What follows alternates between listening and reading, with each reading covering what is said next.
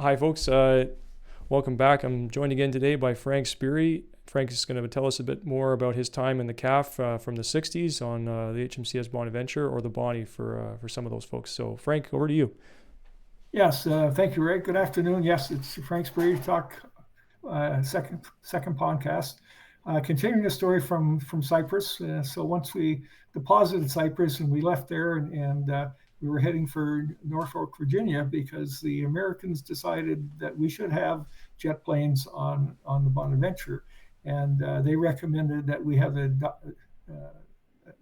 McDonnel-Douglas A4 SkyHawks, which are quite small, nice little jets, delta wings, like very smart. So we head off to Norfolk, and we tie up beside one of these great, huge aircraft carriers that's massive in size. Has 60, 70 planes on it compared to, we have 10 at best, sometimes only 8.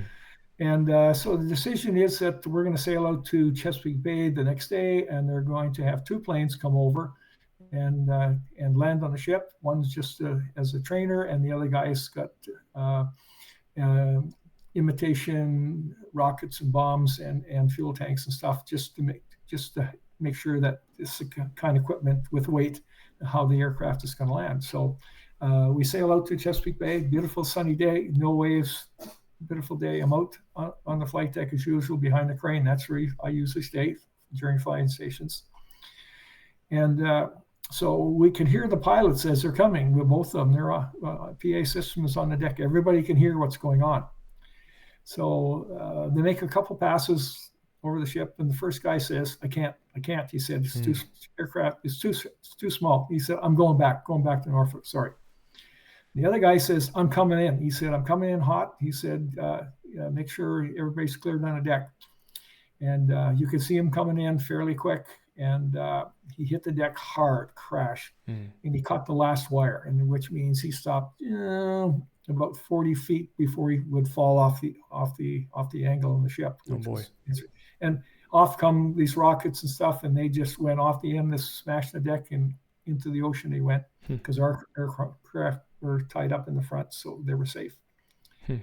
And so opens up the cockpit, and you could hear him. Oh my God! He said, all my instruments are crashed. He said, we're toast. This is not going to work. And then we look at the port wing, and there was a crack in the top. The undercarriage cracked the main spar, which means that plane cannot take off. So back we go to Norfolk, and we get the crane. The crane comes and takes the aircraft off, and we say thank you very much. And we're heading back to Halifax, and we'll be going into refit for 18 months. So, wow! And so much for the A4Es. Beautiful airplane, loved them, but not for our ship. Ship was too small.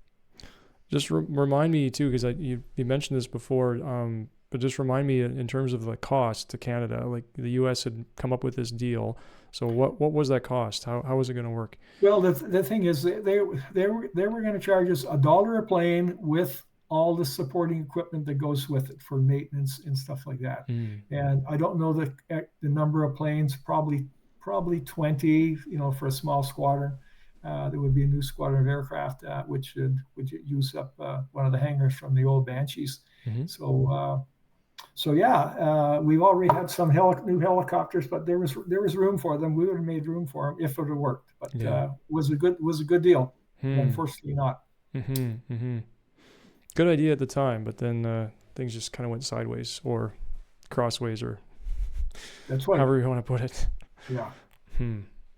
Wow.